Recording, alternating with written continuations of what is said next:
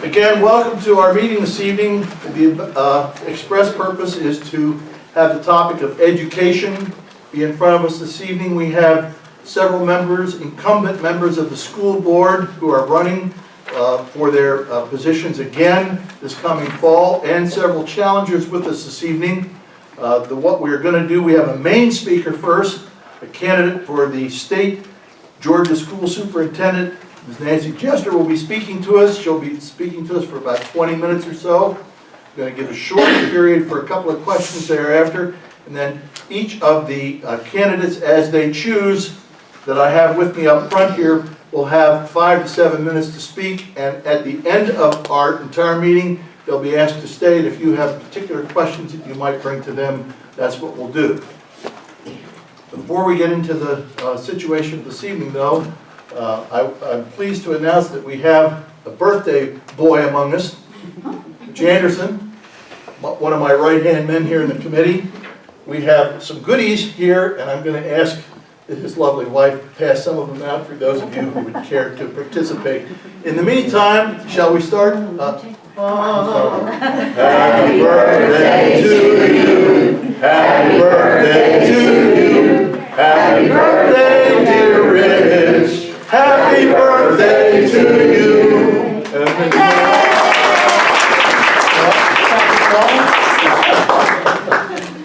First time I've ever had a birthday like this. I'll tell you. Very efficient. As unobtrusively as we can, we will continue with the program. I want to announce our main speaker this evening, Ms. Nancy Jester, who will regale us with two things: who she is, why she's running, and we'll hear a lot about that from her. Nancy, thank you for coming. Thank you so much. Is this an okay place to stand from? Wherever you're comfortable, you go right ahead. I'm comfortable right here, so thank you so much. Well, Pickens, politics, and birthdays. I mean, that's the best, right? So I had no idea.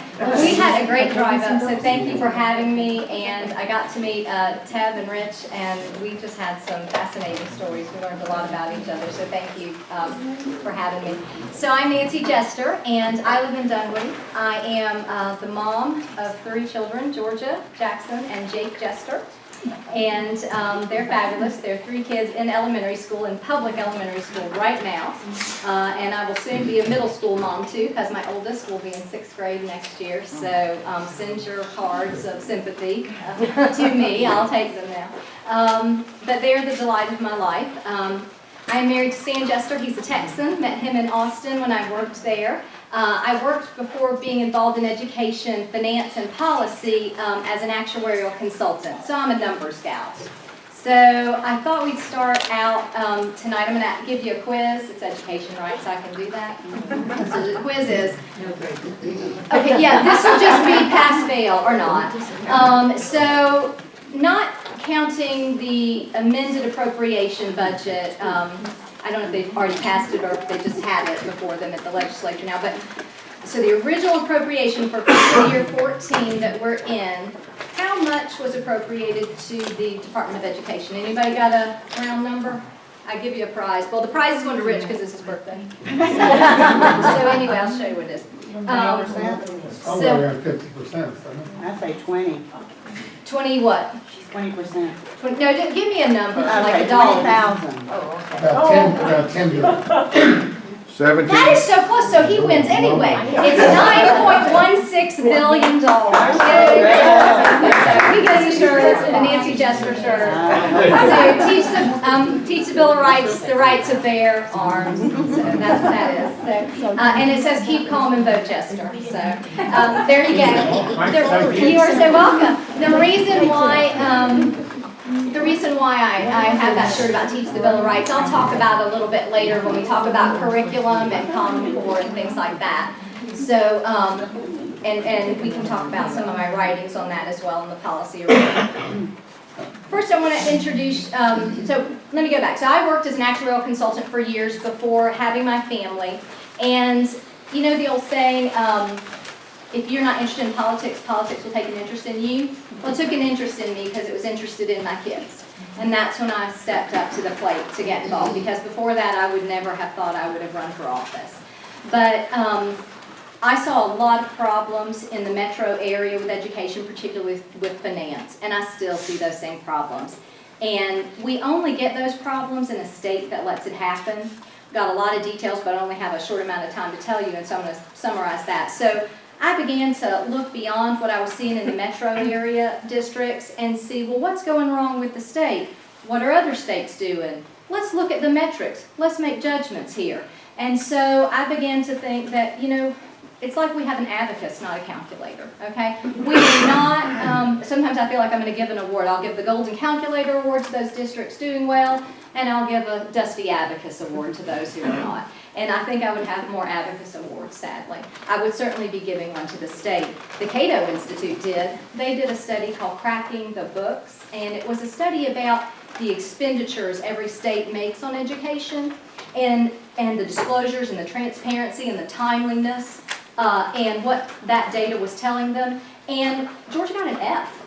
We got an F. So we're at the bottom of the barrel with how we disclose and how we expend our precious taxpayer resources on education. And I'm not surprised by that, having been involved and seeing what I have seen. And we have got to improve that. So I've come up with a plan. I call it Focus. Focus Georgia. And Focus has 5 points, so you can remember that. So the first, I'll name them all and then we'll go through them. Financial accountability and integrity, opportunities and choice, consequences for failure, upgrading our funding formula, and strong standards for Georgia, common sense, not common core. Okay? So those are the 5 things that are my guiding principles and my high 5 of points that I want to address as a state school superintendent. So when anybody asks you why you're going to vote for Nancy Jester, you say, well, because she's focused. She's focused on Georgia, and she has a plan. I'm not going to give you platitudes. I'm not going to tell you, I'm not going to speak in generalities. I find that is what ails a lot of politics. I'm going to give you a lot of specifics, okay? What I have seen from other candidates, they are all well-intentioned people. They have all done something to help kids. They've mentored. They've, some of them, like me, I started a public school foundation for an elementary school in my district. We actually paid for teachers because we couldn't get an art teacher from our district in an elementary school. So we, the foundation, paid for an art teacher to teach every child art, okay? So that's also a sign and a symptom that something has gone terribly wrong in education when elementary schoolers don't have an art teacher. So a lot of the candidates have done things like that, and those are wonderful things. Those are not scalable solutions, though, to fix education for the 1.6 million children in public school in Georgia today, and the over 111,000 teachers that teach, who have also been victimized by the poor financial management of our state's educational bureaucracy. Okay? So the Focus 5 fixes these problems. First, we need to adopt that financial accountability system. Texas has a great model for that. So I'm married to a Texan. I may be biased. So, but they really do. They're light years ahead of us in disclosure, okay? I'm going to back up 1 second before I talk about that again. Here's a fact that you can tell your friends and neighbors, and this should stick in your brain. Every state that borders Georgia spends less per pupil than we do, okay? Every state that borders us, plus Mississippi, plus Texas. They spend less per pupil, okay? Texas has big cities, rural areas, they have immigration issues, all kinds of things, border issues, you name it. Spends less per pupil. Big state. They have 1,030 districts in the state of Texas, yet they spend less per pupil, okay? So they're bringing their bureaucratic costs down. Every state that borders Georgia, though, has a higher graduation rate than we do, okay? So, and that is a nationally normed standard that became the norm for the 2010-11 school year. Okay, and we're at the bottom of the barrel. For that first year, it was reported we were 67% as a state. Okay, Tennessee, 86%. Texas, 87%. We're now at 71%. That's it. North Carolina, Florida, Alabama, Mississippi, Louisiana, Texas, their graduation rates are all higher than ours, okay? And they're spending less per pupil. Why is that? What is driving things in those states? These are questions none of the leadership in our Department of Education, no one is asking, no one is talking to you about, no one is communicating with you. I have a record of communicating with taxpayers. I have a record of sacrificing for taxpayers. I have a record of voting no for bad ideas, waste of money. So back to Texas and their first system. It's called the Financial Integrity Reporting System of Texas. I'll give you two numbers, 20 and 0.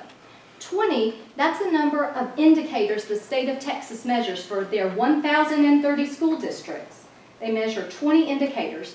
These indicators get disclosed to the public and they rate them, and it impacts what the state has to say about your school district, has to say about your accreditation, has to say about your funding, all kinds of things. If you get bad ratings on the first system, your taxpayers are going to know about it from the state of Texas. They are going to give the local taxpayer that information.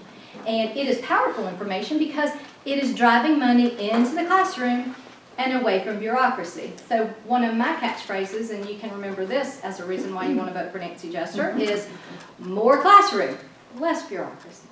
Okay?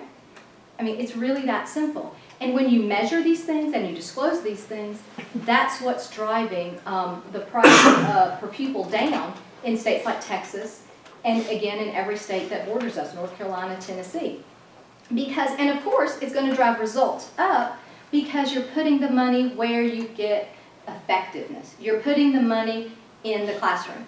There's a recent study that was done by a man named Ben Scafferty. He's an economist who Georgia College in Milledgeville. Is that the name of the college in Milledgeville? Georgia Yes. College? I think so. Okay. And I'm sorry? Georgia College and State University. Okay. So Dr. Scafferty did a study, and he looked at the growth of bureaucracy relative to the growth of student enrollment over a period of time, and that time was 1992 through 2009. I think he's got a little addendum now where he's updated it for the last couple of years. But the facts from 92 to 09 were that student enrollment in Georgia grew 41%. Okay, that's fine. The spending on administration, and I'm not talking principal level, I'm talking outside the schoolhouse, those central office administrators, the spending on that grew 74%. So if we held the spending on administrators and non-teaching staff to just that 41% growth rate of students in the state, which I still think is too high, why do they need to grow at the same rate? But even if you did, every teacher in Georgia, we'd have cumulative savings now. Every teacher in Georgia could have an $8,000 pay raise today. That is what is breaking our system, okay? Because not only is that not accruing to the classroom, to the teachers, it is accruing to bureaucracy. And bureaucracy, you know, they're just paperwork and layers of Byzantine things that cause it difficult, that make it difficult and cause waste for the classroom teacher. Paperwork they have to do, other kinds of things. So this is a real problem. So real burden, bureaucratic costs drive down achievement, and they drive down teacher morale, and they're costing teachers money. They're costing money that we could put in the classroom or give a tax break, right? People could get a tax break. That's always a good idea. So we can do better than this. We must do better, and we must have a leader that understands educational finance. I think we fundamentally missed that in our state over the years. That is a big focus of mine because how you spend your money will drive your results. So opportunities and choices. I believe in school choice. I believe in the charter school amendment. I think that's the first step we need to take. We need to understand that we can't have an 8-track system in an iPod world anymore. We're a customized world now. You know, everything, you get your playlist, everything is individualized. So what are we doing in education? Why do we still want to do it the same way? It may work for the vast majority of kids. It may work for the vast majority of districts, and that's great, and they're thriving that way. But there's so many that it doesn't. We need to have opportunities and choices, particularly for some of our most vulnerable kids. That's a big issue. Consequences for failure. For too long, the accountability discussion has meant just the teacher and the test score. I want to take the accountability discussion out of that and say, what about the 6-figure salary people at the central office? Where's accountability for them when they have mismanaged money, when they have not hired properly? So I want accountability to be at that level. 5 minutes? Okay, so that's the level that I want to raise it to, so that there are consequences for district failure for those people, not just teacher and test. Yes, we have to measure academic achievements, no doubt about that. But I think we have not been focusing on some folks that should be making the difference at the central office level. Upgrading our funding formula, a lot has changed since 1985. Our funding formula is not one of them, okay? It needs to change, it must be updated. It is not true per pupil funding formula. It is a matrix of 19 by 6, where it is a game to be played, where you can allocate kids in the system and get more funding for this school than that school. We need to end the games. All children deserve to be educated. All schools deserve to have their per pupil funds stay in their school and follow the child to whatever choice they make for that child. So we need a new funding formula, and that would decrease administrative costs and bureaucratic costs, because you wouldn't need so many people to play that game. And finally, strong standards for Georgia. Not a fan of Common Core. Why? Because we're Republicans and centralized bureaucracy is a bad idea, and we know it. We just know that. It's not good. Ask the Soviets how that worked out, right? Central planning is bad. Now, that doesn't mean I think everything about Georgia's curriculum is hunky-dory, because it's not either. That's why he has that shirt right there, okay? And let's talk about that for a second. Way before Common Core, in 2002, your Republican state, your Republican governor, Republican appointed state board approved a social studies curriculum that would make Fidel Castro very happy, okay? If you go to the Georgia Performance Standards on the Department of Education website and you look at every PDF for kindergarten through 5th grade, you will find the Bill of Rights mentioned in 4th grade, right? First, that's the first, you can go search and find Bill of Rights, 4th grade. I think they mention it in 5th as well, but but in 3rd grade, why is that important? In 3rd grade, they talk about 9 important people who expanded rights. Keep in mind, we haven't talked about rights. But we're going to talk about 9 important people who expanded your rights. Not one of them is a Republican. They are all social movement, social justice sort of people. They include FDR. They include LBJ for the war on poverty. And they include the penultimate, my favorite, is they are teaching our 3rd graders about Cesar Chavez and how he expanded the rights for labor. So they are already pre-programming our little 3rd graders' brains, and I know because I have a 3rd grader, my second 3rd grader, I know this curriculum well. They pre-program their brains that somebody hurt another group, and that group had to go to government to get this, addressed. And then Big Brother government stepped in and got the bad person away from the good person and gave the good person something. So they're already sort of giving them this setup, this paradigm, okay? And it's a problem. And so the same people at the Department of Education who may be telling you they like Common Core, they came up with that in 2002. Okay, so that's their track record. So you need to understand that. So even if you liked everything in Common Core today, even if you like the standards as they were, it's central planning. It will go horribly wrong eventually. It will stymie innovation. It's the future of what it is. It's not a good idea. We're for decentralization. So that's my focus plan. I guess I can't even believe I've spoken for 20 minutes. I have so much I could talk about. So I'll shut up now and take questions. Tell you what,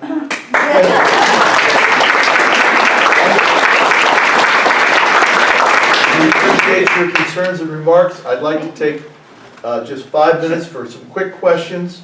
Nancy, then we'll move on to the other members that we have to speak this evening. So if there's anyone that's got questions for Nancy, now is the time. At the end of the entire meeting, everyone will be available for Q&A if anyone chooses to come up and ask. But for right now, we get to put her in the crosshairs. Absolutely. No softballs. Anybody got any questions? Yes, ma'am. Go right ahead.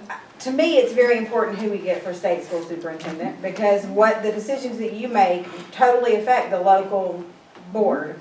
And one of the things that I have seen a lack of is, I understand that there are problems with Common Core, there are problems with the GPS, but nobody is saying specifically what they are and how they're going to address them and how they're going to fund when we have to change that at a local level.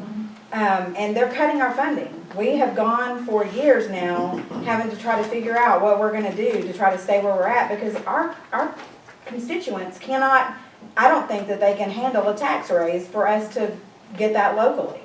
And so the funding has changed.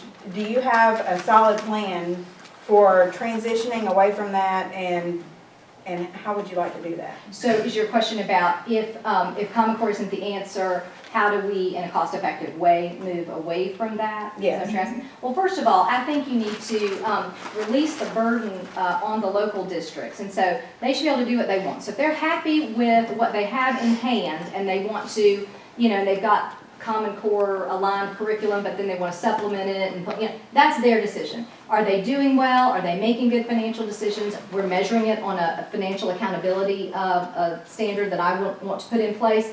Okay, if you're doing well and kids are testing well, you're not failing kids, you're not failing taxpayers, you as the local entity can make that decision. I don't think the state should make it for you, okay? Now, if you're failing, we need to start asking questions, and there need to be, that's the city, consequences, and we as a state need to have a discussion about what those consequences are. No state school superintendent can make that unilaterally, that decision. But you need a leader who knows there have to be consequences, otherwise you're just subsidizing failure, which is all we do now. You can fail, you can be the city of Atlanta, you can be DeKalb County, you can be Clinton County, and you're gonna get your state check, okay? And they're failing. And if your county is achieving, and they're failing, you are tacitly being taxed extra because of their failure, okay? So the funding formula will also help that because we need to do better by counties across the state who pay into the equalization grant money and then don't see that come back.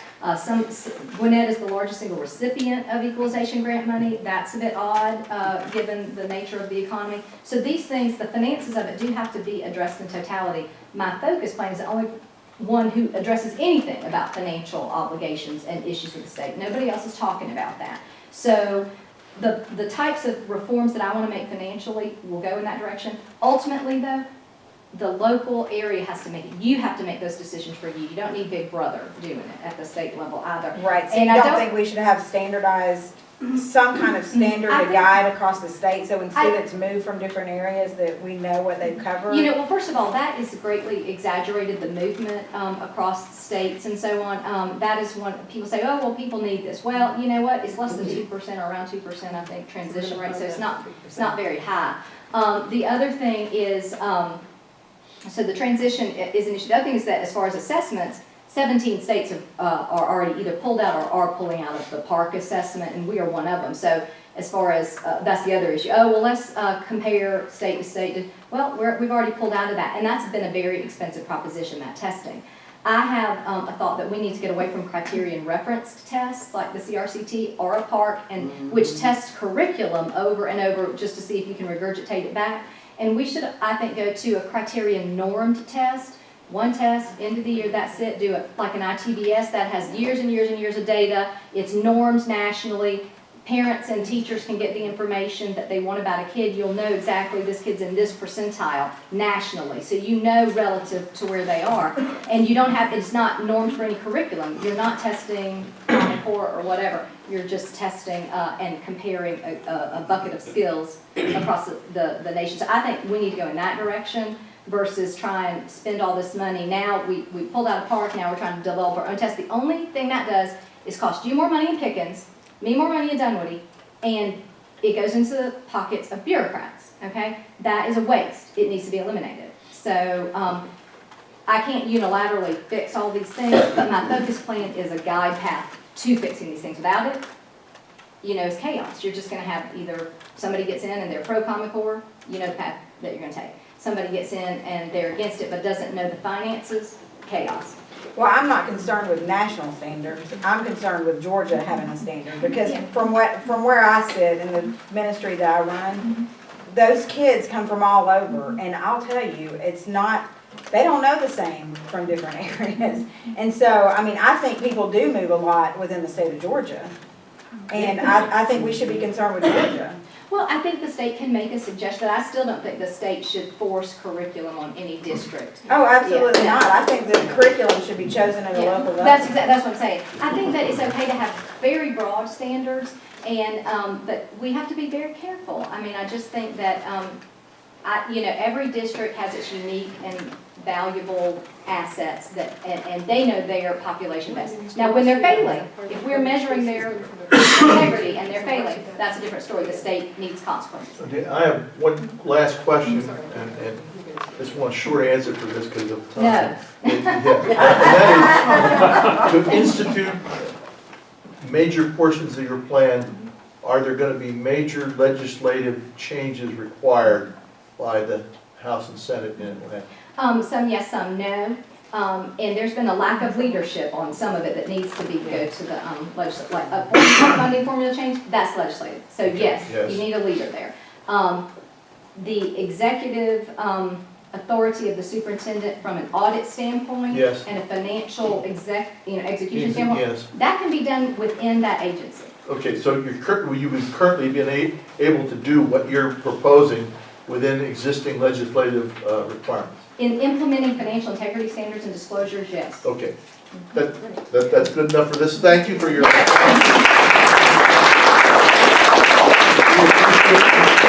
We appreciate your coming and being with us this evening. Thank you for having me. I have with me at the table here both incumbents and candidates for school board positions. I'm going to announce their names, and then I'm going to ask each of them, if they choose, they don't have to take 5 minutes to tell you either who they are or why they should get your vote. On my immediate left, I have Wendy Lowe. She is the incumbent in post 2. On my right, Daniel Bell is a candidate for that position as well. To my left further, for post 5 is Dan Fincher. To his left is a candidate, Delane Lewis, who will be also up for post 5. And further to my right, I have Byron Long, who is the current incumbent in post 3. Thank you for joining with us this evening, and we'll start in the order that I just told you. Wendy, if you would like to start off, please, you've got 5 minutes. Or if you want it. You don't, it's okay, but no more. No, I'd like to take that opportunity just to say some of the things that we've done. And many people here know me, but my husband and I've lived here for 14 years. He's a lifelong resident. We run a ministry called the Joy House where we work with teenagers, and really we have a heart for all the kids in Pickens County, and we've seen how important an education is for people to go somewhere. So, and just I have 2 kids that are in the system now, a child that we raised that graduated from Pickens High School. My son is in the 5th grade and my daughter's in the 3rd grade. So I have a pretty large vested interest in what happens in their education because I feel like Pickens County is a good place to live and we just want to make it better.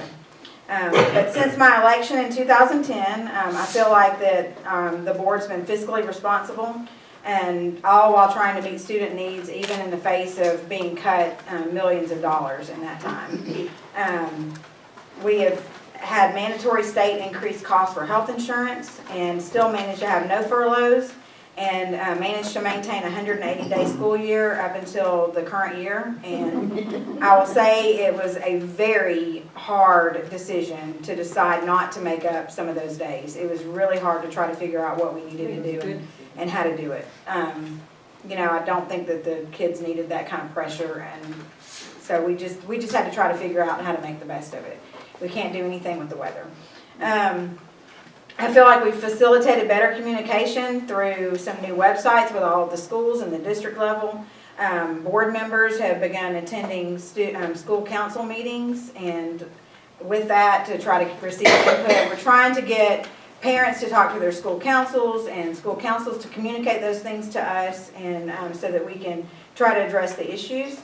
Next year we're going to be replacing Power School with a better system that's called Infinite Campus. And from what I can tell, it looks like it's going to allow better communication, and it's going to allow parents to have better access to what's going on in the kids' classrooms. And we fully implemented eBoard to post all of our meetings and everything on there so that we could be more transparent and try to encourage people to be more involved in what's going on. We also used some of our SPLOS funds to do a total overhaul for the infrastructure for technology to try to prepare us to be ready for moving forward in the 21st century. And we wanted to try to implement bring your own technology and just get those things in the hands of our students. But our infrastructure would not have held it. So right when I first came on the board, we started with a new strategic plan, and I feel like we developed a strong plan that had a lot of stakeholder input. We also had a very good advanced ed, which is SACS, review, and the board received really high marks on governance, and I feel like we've been headed in the right direction and our board communicates well with each other now. We were proactive, even though it didn't have to be implemented this year, we went ahead and implemented the teaks and the leaks on a trial basis so that teachers and administrators could really see what it meant and what they were gonna have to try to fulfill so that they wouldn't be bombarded with that next year when it really did count if things don't change. I think we've made many strides to improve education in Pickens County, and I look forward to working hard to continue this progress. And I'll continue to make decisions with students at the forefront, and I'll continue to be easily accessible, maintain transparency, and continue to be open and honest in all that I do. And I'll continue to make fiscally responsible decisions that will impact all of our stakeholders. And I think myself and the board will continue to work diligently together to implement the best plan of action to continue our successes at the local level. Thank you.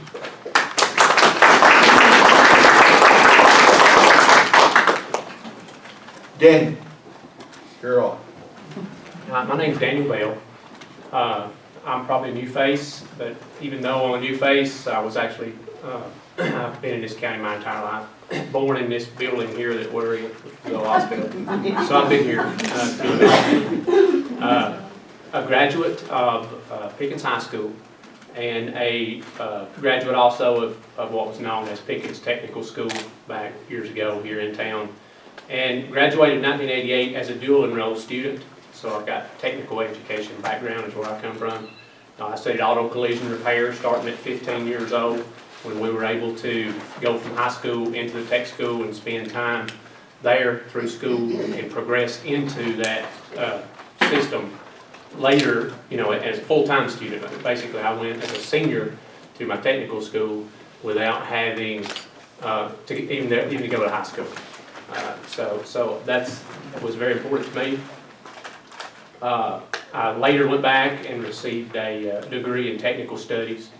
My first job out of school at 18 years old, I went to work for Bill Elliott Racing, and then I worked at a Ford dealership for 6 years, and then now I'm currently employed at Chattahoochee Technical College here in town, where I teach auto collision repair.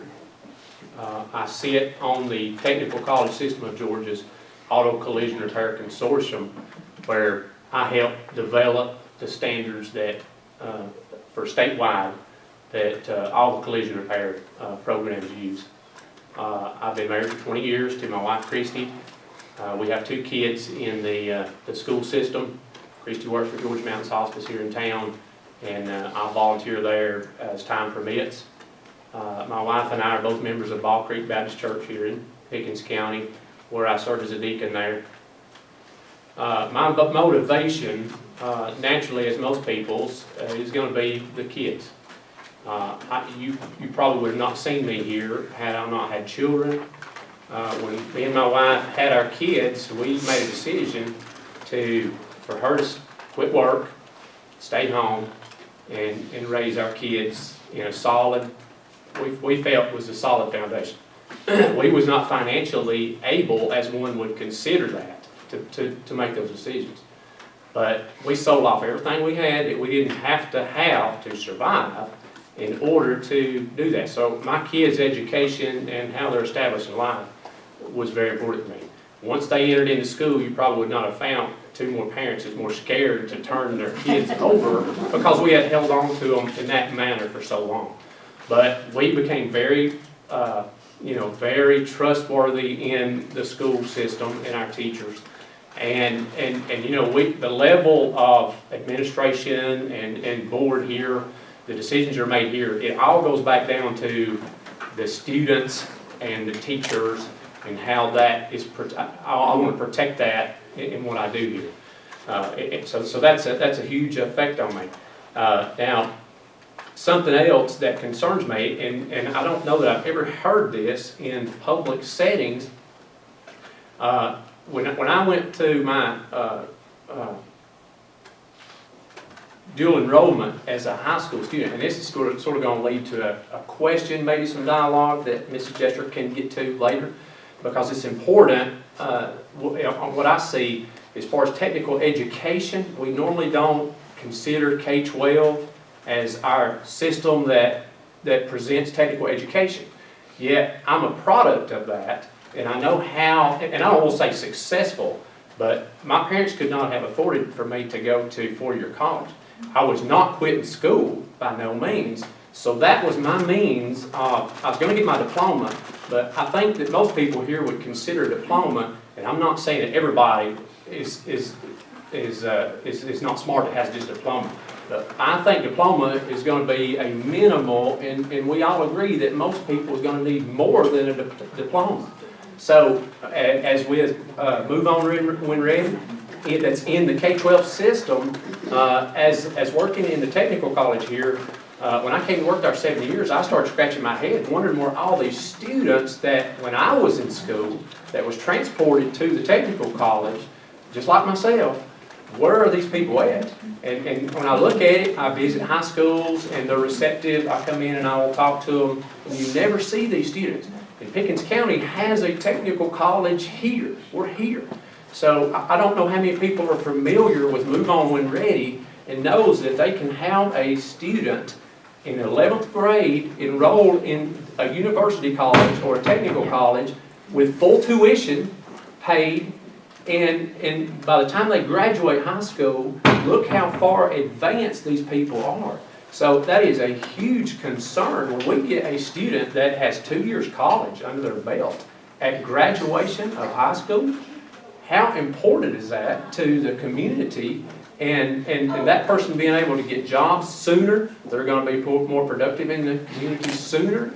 And I'm just at a loss at what this is being. And it's easy for anybody to pull up these programs, but they're never talked about. And I know there's money involved when the local school system is looking at the FTE dollars, and they see, and if I'm correct, it's about 10 grand, almost $10,000 full-time student funding dollars. They have to give that up.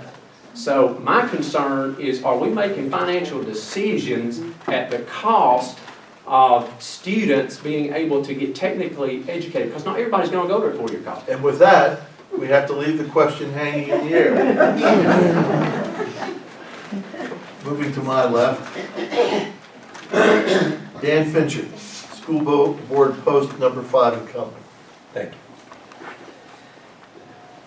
4 years ago, I was asked to serve to run the school board.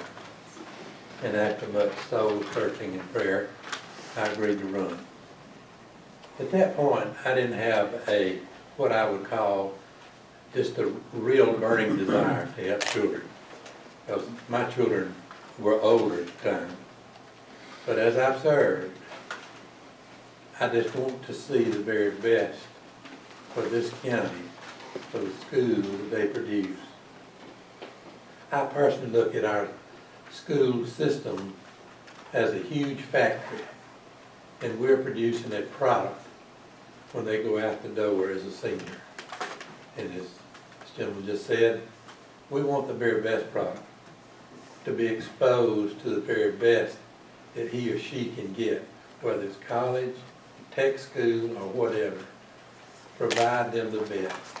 And while being on the school board for these 4 years, I think we have achieved a lot of that to provide those children with some of the best education they can get. Would like to see more done technology-wise, because I think some of our students that graduate with the intent of going on to college, if they're not completely fulfilled in technology, the day they go to any college, they're behind. And that's not fair to them. I would like to see in the near future, as this system can financially afford, to bring on as much technology to provide that skill for these students at all levels, from elementary on out. And that's one of my goals and what I would love to see. If there was money to be had in this county and this state, and I knew where it was, and if it was legal, I'd go get it. Because I want what these kids need. And that's why I'm here. That's why I would like to serve another 4 years. And I ask for your vote. Thank you.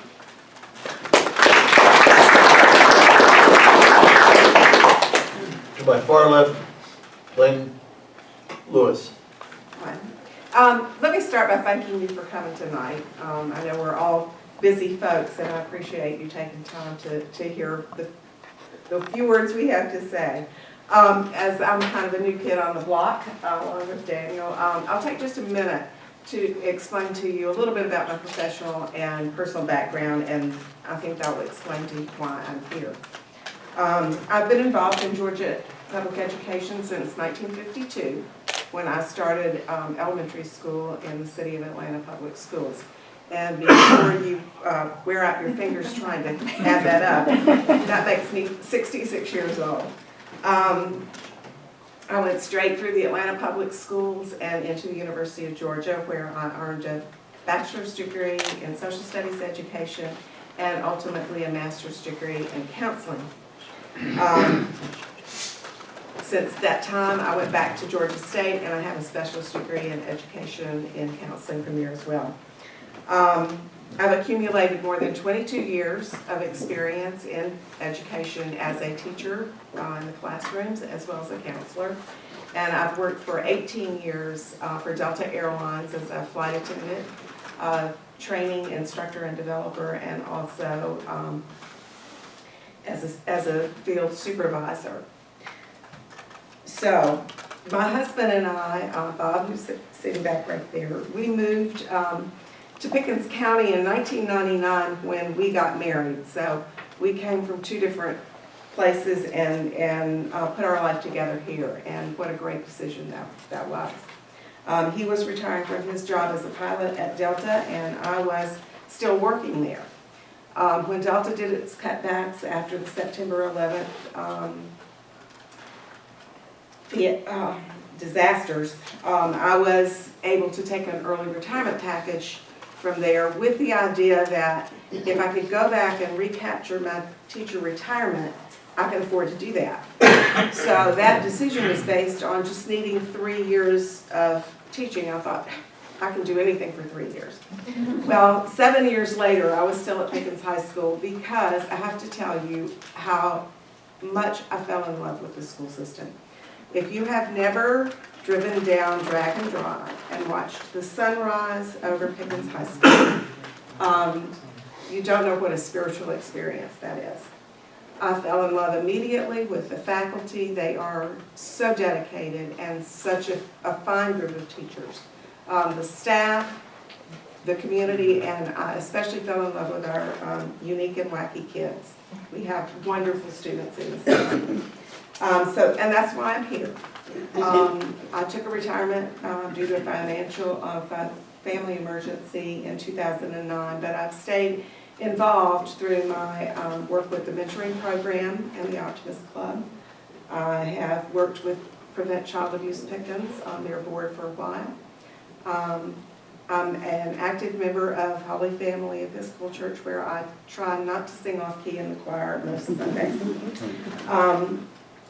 And I also work part-time still as a counselor at the Mountain Education System, which is, Daniel, why I recognized you after you started talking. I went, of course, you're the person who, when we bring our students over there for tours to try to talk them into joint enrollment, Daniel is usually the person who gives them a great spiel as to why it is a successful thing for them to do. I believe the role of the local school board member is very important, and I think the most important part of that role is the communication.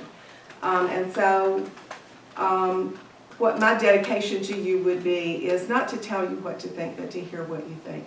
I'm a professional listener, and that's what I want to do. I want to listen to what your concerns are. I want to incorporate them into the policies and procedures that the school board sets for it. I believe we have a wonderful school system here, and I would just like to continue to participate in it, and I would thank you for your support.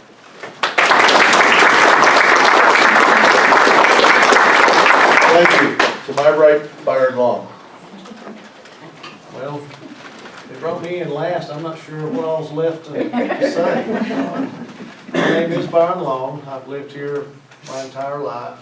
I'm a product of the Pickens County school system. I went on to college, got an engineering degree, and I worked for Shaw Industries in Cartersville. And I've been there for 20 years next month.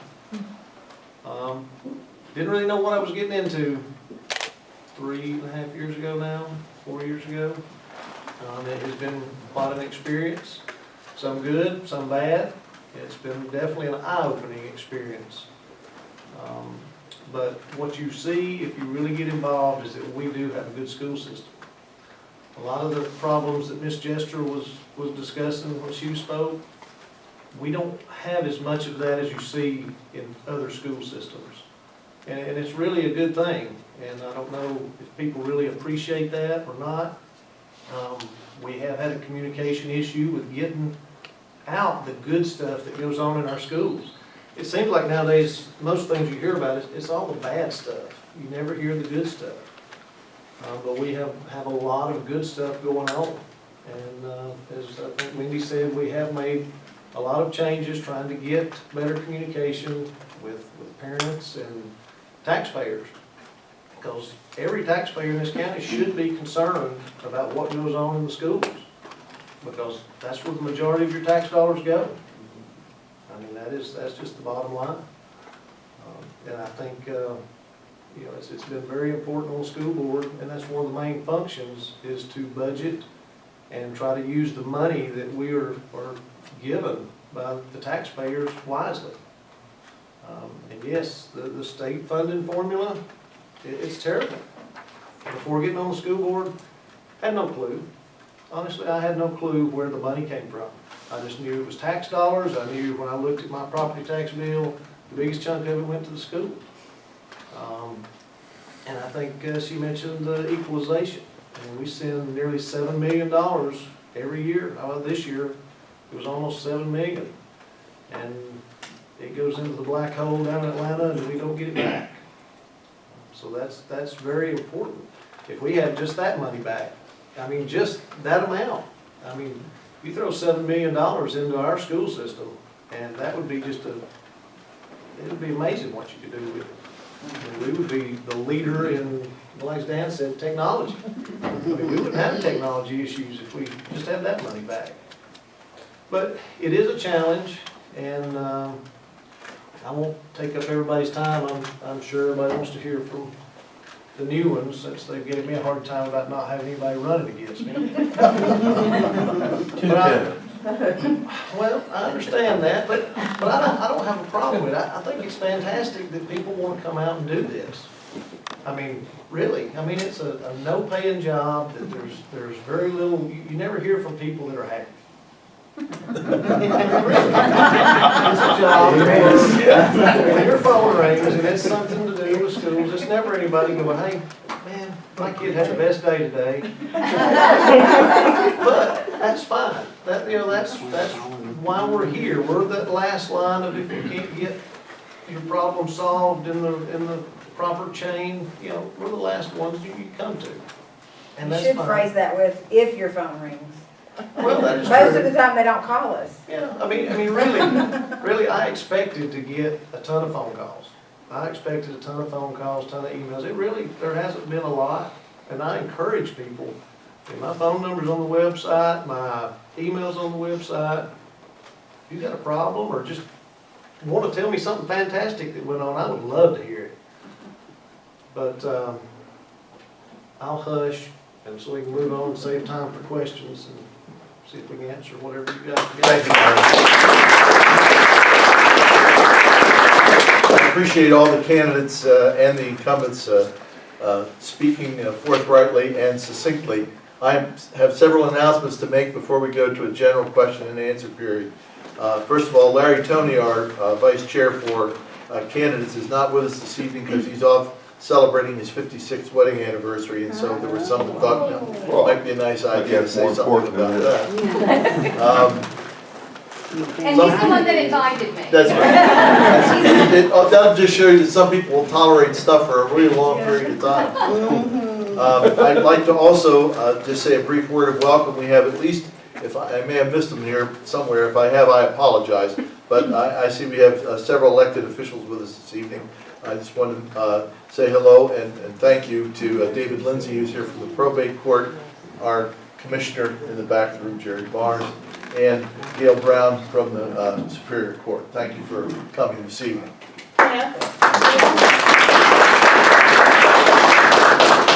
We also have the superintendent for Pickens County up here. Thank you so much for coming this evening. And also another Education. of the School board. Peggy's sitting back. Peggy's back there. That's right. Hey,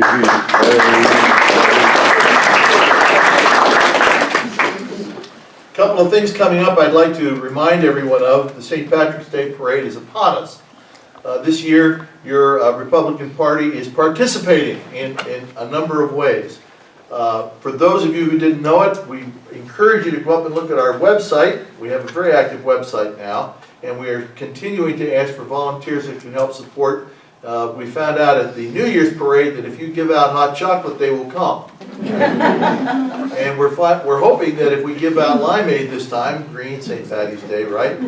They will also come. And so we invite you all, first of all, to come to the parade in support of the arts and the animal shelter and in support of your party. So please, if you want to be a volunteer, you can speak to any one of us, but Will Bell is our main man for it, and we'd appreciate anyone who can come out and help in any way, but in any event, please come and join us. I will now open up the, the other thing I guess is next month's meeting is scheduled for April the 8th. There'll be notifications in the paper and on the website. Early voting starts here on the 28th, folks, for those of you who are thinking about that, and you should. One final thing, although it's down the pike, those of you may remember that when we get to June, we have our tomato sandwich fiesta, picnic festival, raw time and everything else. It gets bigger and better every year. It's going to be even bigger this year because this year we're going to get support from surrounding counties coming in. We're both, as you well know, in the 9th and the 14th district, and we're going to have candidates and people coming from both districts to the June 21st picnic at the community center. By the way, folks, if there's any of you who've not seen that building, that's one thing among a few other things. Now, one thing that we have really done right in this county is to put that facility up. Anyway, it's going to be there. It's going to be a wonderful time this year. We're also looking for volunteers to help with that, but talk to your friends, encourage, set the date aside for June 21st. We've gone to the trouble of pounding on the governor's office and the major candidates, and we expect to have a real sterling lineup of folks coming to that particular gathering. Okay. I'm now going to open this up. Yes, sir. One other thing, Rick Jester and the retired educators are having the candidate forum at 25th of March, I think.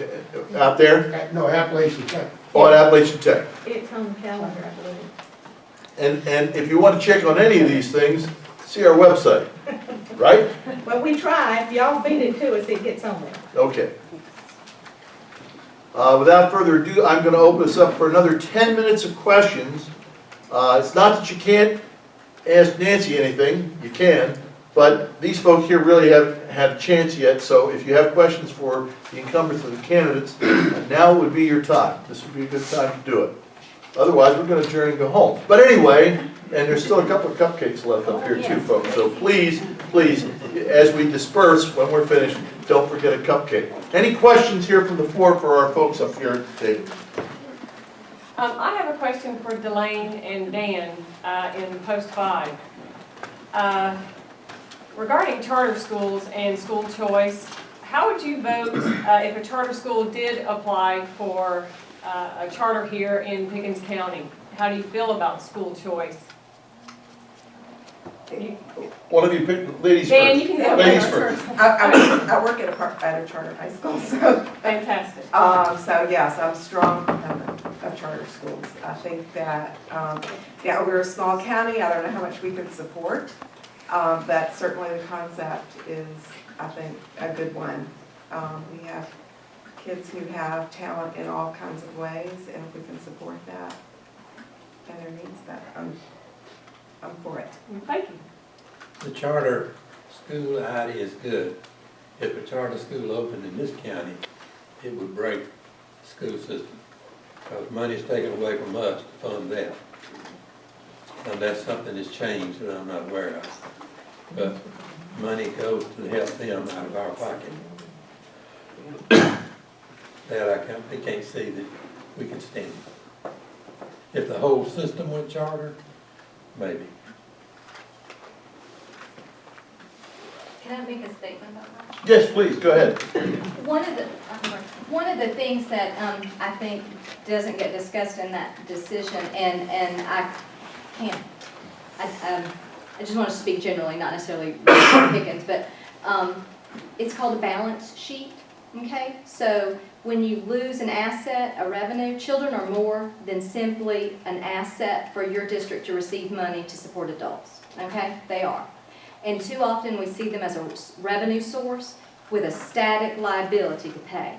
And that is not fair. Because if you remove the, if you take away the liability, meaning you don't have the obligation to teach those children anymore, they're now over here. If you lose the asset, it's a wash, okay? And if it's just simply a product of bureaucracy not willing to reform, then that's not fair to burden someone else with that. And equalization grade.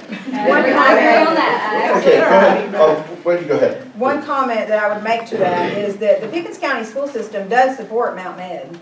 We provide them with their building and where they're at. It's not that we don't support charter schools, but I am a firm believer that I don't approve of for-profit charter schools, companies that come in and try to make $1 off of our students in a for-profit realm. And that's, most of the charter schools that we've had discussions about across the state have been run by for-profit companies. If a nonprofit such as the Mountain Education, and they're working in conjunction with the school system, it's a whole different scenario. So I think it really depends on the scenario. I agree. I say think something that. about the for-profit. Yeah, well, it's competition. Okay, one at a time. Go ahead, I and was then just we'll going to hear say you. that the board of a charter can't be profit. Now, they, just like any district, can contract with for-profit entities to provide services to that charter. So the charter itself isn't profit. They can choose an EMO that is for profit, but so does the district. The district pays the bills to people that give them services that make profit all the time. So to me, there's no distinction. You engage in contracts with companies that make money. Well, the example I'm using is the one that was formed in Cherokee County, and it was formed by a for-profit corporation. It can be formed, but the charter itself has to be not-profit. So they can choose, the nonprofit that oversees it can choose at any time to cut that relationship. They are simply a vendor of services. They didn't make that clear when they were pushing for the charter on that, I will say that. Well, that's gotta educate yourself. So that there's a little bit of a distinction there, but there's plenty of profit motive in the education industry. Plenty of companies. Remember the No Child Left Behind tutor companies? Plenty of profit being made right now. Did you have another question or No, I'm statement? good. That shed light on a lot of things. Any others on this particular topic? Yes, go ahead, This sir. particular topic. Oh, go ahead. For Mrs. Jester. I'm looking at $300 million federal grant that's being thrown around down at the Gold Dome. Now, is that gonna buy off the governor and the legislature to where we don't do anything about Common Core? That's a really good question. And there are so many states now that are having buyer's remorse. You know, Race to the Top came in when we had the real estate bust and people were desperate for money. And so they signed up onto that. And the Common Core standards had yet to be written at that time. So they agreed to do it sight unseen. I think that's not prudent. I wouldn't make decisions like that. I would certainly have protected the taxpayers and citizens from something like that. I think you're going to have I think you're going to have school chiefs around the U.S. Talk about how to unwind Common Core from the tethers that this grant is. And I think the leader of education in our state needs to get together with the state school superintendents, commissioners, as they are called in other states. Some are elected in some states, some are appointed in some states. They need to get together with them and have a discussion with the federal government about that Race to the Top grant money. I think there would be strength in numbers there, but we have to have leadership that wants to do it. Well, we cannot play dumb No? relative to the physiological integrity of the current administration on what they want to accomplish with Common Core. And they're hell bent to get it done. We have an uphill battle, and I'm looking at $300 million as the payoff to keep doing what we're doing. And sadly, I will say Georgia became the first and only state to have to forfeit some of the money, but it wasn't the money that went to the bureaucrats, oddly. They took the money to make the evaluation system. It was the money that was going to go to provide merit pay raises for teachers. So teachers took the hit on that, not the bureaucrats. And so we're, and we're the only state that had that. So I think there's just another case for lack of professional financial management within the state.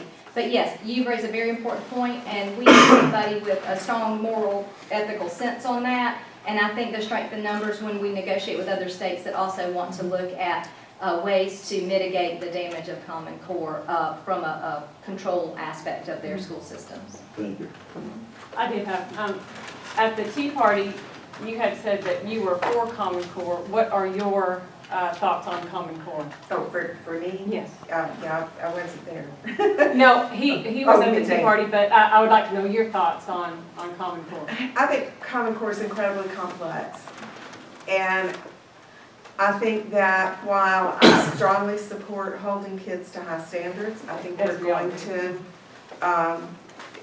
kids are going to either live up to or down to your expectations that you set for them. So I think it's important to have a high bar that we're reaching. I think where we really get into trouble with the Common Core has to do with something that we haven't exactly mentioned, but it's the measurement of how we are meeting the Common Core. That bureaucratic, incredibly complicated measuring tool that we have implemented in the state of Georgia, and I think that's one of the places we're going to run into some trouble with it. It's the statistician's gold mine of trying to figure out whether or not we are meeting the standards we're supposed to meet. So I think that that's very complicated. I don't know. Obviously, the local school board doesn't have a lot of control over that, but we do need to, I think, discuss that with our politicians. We have a wonderful person here, Rick Jaspers. I think we need to be sure Rick knows exactly how we feel and exactly what we want. From our state governing boards. I'm a counselor, I do the testing, I see the hardship with that. We have, you want to push the students who can be pushed, but we have such a gap with some of those students who cannot meet some of those criteria. And they come away feeling like total failures. And it's very demoralizing to see them complete all of their coursework and still not be able to get a high school diploma because of testing. Yeah, that's the way I feel about it. Thank you. Just one question along with that. Were there any others? Because if not, this will be the last one. In terms of what you have one? This is Go a ahead. question based on ignorance of the local, how it works. Textbooks, to me, are crucial. Having been a teacher all my life, I was an art teacher, so I didn't have to deal with all of that art. Got to choose my own. I think it's the curriculum in the textbooks and the factories in Texas, et cetera, more than the core standards themselves. The rewriting of Comment? history, kind of what you mean? Yeah. The progressive agenda in our students, yes, absolutely. And do we have, when you accept the Common Core, do you have to accept the specifically suggested textbooks, or do you have choices? Yes, you take the federal money, that's where You you're putting your must money do above the this. students. It's a contract. Yeah, you're putting money above the students' welfare. Well, I will tell you though, that currently curriculum is a local option. We choose the curriculum at the local level. Now, I will tell you, there is a bill in the House right now where they want to make the curriculum choice at a state level instead of allowing the local level to do that. Are you kidding? And And that's what we've got to do, is get it back there. so when we try to choose curriculum, for instance, I guess it was in the spring of last year, when there was new curriculum that was coming in, you could go to the central office and view the curriculum that was gonna be adopted, so that you could go in and look at it and have questions answered about what it is. If you accept, or if you define local curriculum, are we then in this school district giving up money? We're not giving up money to Because- choose the curriculum that we want to choose now, unless they adopt some Common Core, Oh. something from the state. If they adopt something from the state Then we they try may. to mandate curriculum on us, yes, we may. And that's why I'm saying it's very important who we choose at the state level, because they can mandate those things down to us, and there is nothing that we can do about it from a school board perspective. Sort of, kind of, we'll know what's in it after it's passed. Yeah, there you go. That's like Obamacare. Never heard that one before. Keep your history. Because children are pretty hard now with the Common It is. Core, math, We got to pass it a little before we strange read it. history lessons. Is there a way that parents can preview their social studies, the political science type textbooks? Are they available? Because I know that at the schools, they're not allowed to bring these textbooks home. How can we view those textbooks to make sure that this, I know in math, they're already pushing Common Core because it's coming home to me. Well, you can go in anytime and sit down with your child's teacher, but almost I don't know that there's not a school in our district that doesn't have a curriculum night for parents to come in and talk, and everything that they're gonna do is laid out there. And, people need to bring those things to the attention of their local schools and talk to them about it and their teacher. Yeah, I would love to see some of those books and be able to preview them and kind of see what history is being taught to the children. I must say that Pickens County, I mean, with my children, the teachers go above and beyond teaching history, especially in the middle school, because there are some things that are being rewritten. And we have a wealth of teachers at the middle school that are not allowing, this is what I'm supposed to teach from this textbook, but this is how it really happened. And I admire that. I love the fact that they have that freedom to do that. And I hope that Common Core just dies in a huge ball of fire. And with that, ladies and gentlemen, I'll thank every participant this evening. We'll stick around for a few minutes if you like. We've got cupcakes, and if there are questions for the various people. Who likes that t-shirt? I have it. And we have a little politicking over here. Thank you for coming this evening. Good night. I like it too.